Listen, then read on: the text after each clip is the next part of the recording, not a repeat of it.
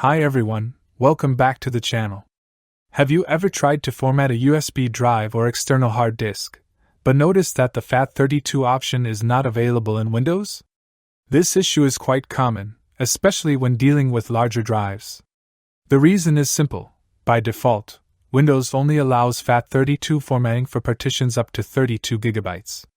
If your USB or external drive is larger, Windows will only show NTFS or exFAT options.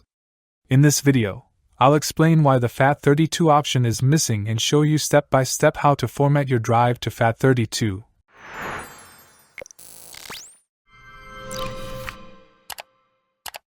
Step 1.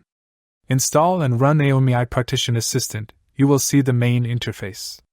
Right-click the partition and select Format Partition. Step 2.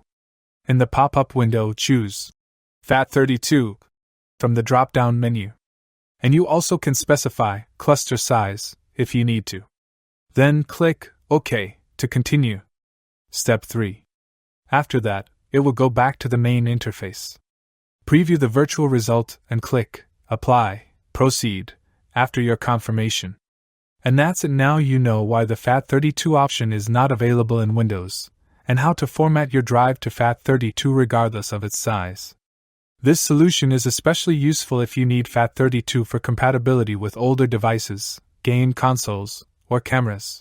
Thank you for watching here. See you in the next 2 videos. If you have any questions, please leave a comment or send us an email.